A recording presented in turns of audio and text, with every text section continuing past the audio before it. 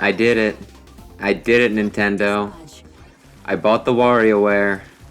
Are you happy? I have pretty much every other WarioWare title other than that one for the DSi that used the camera, mostly because I didn't know it existed until a podcast I listened to mentioned it, and from what they say, it wasn't very good, so maybe that was for the best. Me picking up Get It Together, though, was pretty inevitable, so you probably didn't need to advertise it so aggressively, at least not to me. Anyway, hello, I'm Wes, the Explosion, and this is the Backlog. We'll start this week out with Wario Ware, Get It Together, which released Friday for the Nintendo Switch. As I've already mentioned, I really like the series, so it was an easy purchase for me. I actually almost got it 2 days early, if you can believe it. On Wednesday, I was walking through a retail location, which shall remain unnamed, and noticed a bunch of copies sitting in a cart, rather than locked up. I was immediately intrigued, and after hovering around for a bit, an employee asked if I needed any help.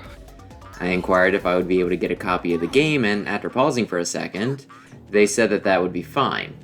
I asked if I needed to buy it there in the electronics section, but probably because I think he was in the middle of helping somebody else as well, said I could buy it at the front, just asking me not to shoplift it because it would come back on him, and I assured him I wouldn't.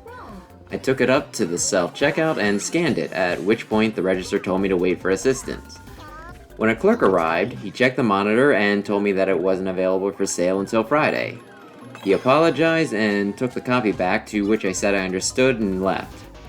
I realized that a more nefarious person probably would have just shoplifted it, though I could never bring myself to do that, even if I did kinda want to play it early. Of course, after I was specifically asked not to, there is a part of me that worries that somebody else could have, since they weren't secure, which would probably make me suspect number one. Though, hopefully the store associate took the game right back and corrected the situation, which also hopefully didn't get the electronics guy in trouble.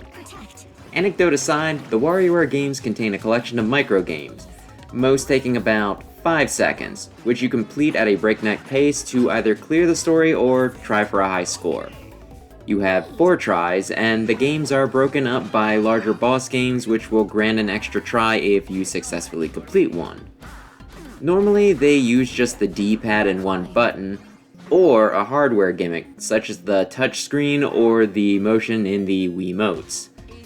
The angle for this one is that you can play as a roster of Wario characters, from the man himself to fan favorites like Ashley to even some odder choices like 5V. While some of them play similarly, they each have at least one thing that makes them unique.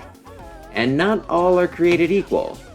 Some are good for specific games, some are just all-around ass-kickers, and a few are really hard to use, you only wanting to choose them either if you're trying to show off or if you hate yourself. When selecting a course to try, you can either make a team of 3 to 5 or choose to use the whole roster, switching the character at random for each game. You can also do the game 2-player, but I haven't had the chance to try it, especially since the game doesn't seem to do online other than leaderboards in some modes, so I can't comment on how well it works. The addition of multiple characters adds a new level of complexity, since normally you'd just have to figure out how a microgame worked and how to beat it. Now though, your brain needs to not only analyze that, but also how your current character fits in, some of them playing the same games much differently. Some combos completely break their game, their abilities completely trivializing the objective, others seeming nigh impossible to accomplish what the game wants you to do with who you have. This leads to kind of a weird dynamic where the game can feel very unbalanced, but also kind of thrilling with how much variety there is and learning the ins and outs of different characters. I was personally quite thrilled with the character roster, there being a few missing though, which left me disappointed at first, only to be pleasantly surprised with some of the post-game challenges bringing in some obvious omissions.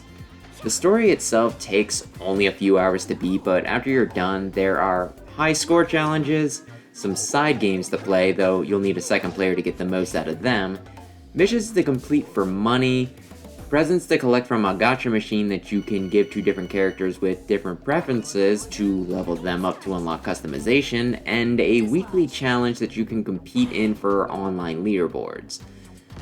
The missions and leveling system in particular kept me playing. Originally, I worried that I would be done after beating the main campaign. I'll probably continue to mess around with it for at least the next week, maybe more if I can get someone to play with me. I think the game's pretty good. While I know the fast pace and constantly changing rules aren't for everyone, I think if you can roll with the punches and if you have a drive to challenge yourself to get a high score, it's definitely worth picking up. Also, one other thing I'm kind of curious about is if they retcon some things. Like, the player profile says that Mona is in high school, but I could have swore that she was in college. And they also say that Mike is no good at singing, but then what the heck was his theme in Wario Ware touched? If anyone has any information, the comments are open. Then just an update, I'm still playing Dead Cells a few runs at a time. The structure of a roguelite makes for a unique challenge given that while it has a final boss, it doesn't necessarily have a definite predictable end. If I were just naturally good enough at the game, I could have beaten it on my first try, but if I'm too terrible, it could end up taking me hundreds more attempts. And even after I'm done, maybe I'll want to keep going and either try different paths or pony up for the DLC. Right now, though, I'm playing other stuff as well so that I can still knock things off the list since I don't know when I'll get my perfect run, and it's also so I don't get burnt out on it. Just wanted to say that I didn't give up. I promise. I also completed Super Squidlit from Squidlit Inc. The original Squidlit was a short game styled after the original Game Boys, complete with that weird, sorta greenish hue. Super Squidlit looks more like a Game Boy Color game, and while still short, it takes about 2 or 3 hours to beat instead of less than 1. You play as Plip, a squid that kinda looks more like an octopus, playing through platforming levels by jumping, shooting ink while airborne, and rolling. These sections are pretty breezy, not too difficult, but also not a complete cakewalk either. Interspace between these levels, though, are sections where you play as the main antagonist from the last game, and you switch to a Doom-like gameplay style where you wander around corridors with your hand held out and you shoot spells at enemies. These sections are pretty rough, them trying to emulate early first-person shooters a bit too faithfully. The walls being largely indistinguishable, hitboxes being wonky, enemy positions being dubious, and reading trajectories being quite difficult.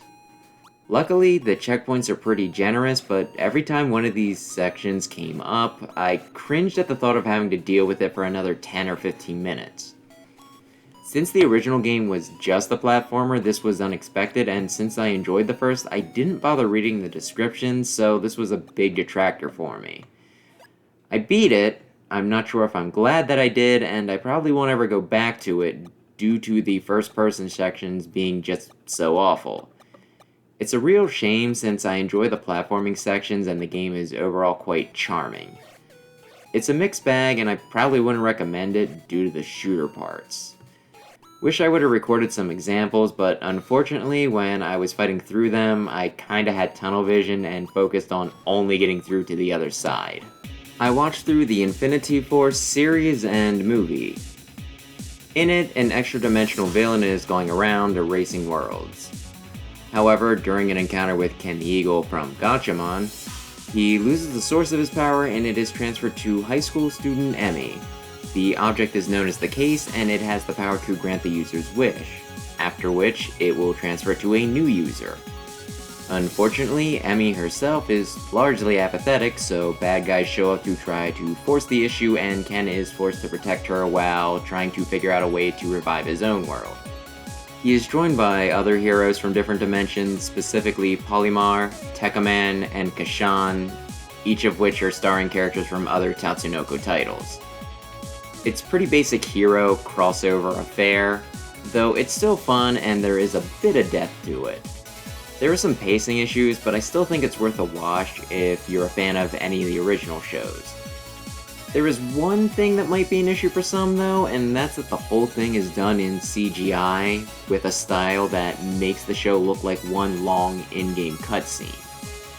It also makes the mouth movements harder to dub since they're more defined, so if you're watching it in any language other than Japanese, there's going to be some strange looking speaking going on, though this could be endearing to older fans. I've talked a few times about how Trigger is my favorite animation studio, but Tatsunoko might be second. That makes me kinda want to talk about this show more, maybe about Tatsunoko in general as well, so I might do a longer video on this in the future. ADHD permitting. For now though, the only further thing I'll do is answer the question of who the strongest of the four is. It's Kashan. Without question. I will fight you. Also, one book in the pipeline, Volume 1 of Rokka Braves of the Six Flowers. This is pretty much a fantasy novel version of Among Us, about 4 years before Among Us was a thing. Very impressive. You see, there's a large demon that can create smaller monsters, and it destroys everything around it. It awakens every so often, and Fate chooses 6 warriors to travel to its home base and reseal it before it can completely revive. This time though, 7 people show up with the Mark of Fate and fall into a trap, leading the group to believe that an imposter is in their midst, and they set about trying to find them all and take them out, so that they can free themselves of the trap and get back to their pressing mission. The main character is Adlit Mayer, a young man who relies on tools, knowledge, tricks, and techniques to fight rather than strength, magic, and traditionally trained skills to fight. Due to various circumstances, he is singled out as a bit of a sussy baka, and so it falls on him to figure out who the imposter is and what trick they use to frame him, all while avoiding his comrades without harming them and not being harmed himself. Some of the text is a little awkward, which I always have trouble deciphering with Japanese books, because I don't know whether it's amateurish writing or a weird translation. It was still an interesting read though. I had previously watched the anime with 2 friends, and I was even more engaged then when I didn't know who the villain was. We all had our guesses, and we all changed our guesses.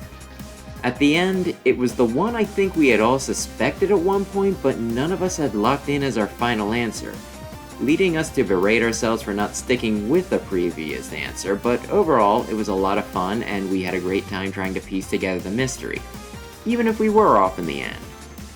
I find it hard to recommend the book though, given that it's an ongoing series that hasn't seen a new entry in 5 years, but the anime ends at a pretty good point, so that's worth a watch, especially if you do it with a group that you can discuss it with. Again though, it doesn't have a definitive ending, only wrapping up the immediate plot line, so you might have to content yourself with just assuming that there's a relatively happy ending at some unseen point in the future. Another week, another few items knocked off the list. Other than maybe a third of that one game, I had a pretty good time, so this week's a positive one. Hopefully that's fun to listen to. So then, thanks for watching, maybe subscribe if you enjoy this sort of thing, and perhaps I'll see you in the next episode.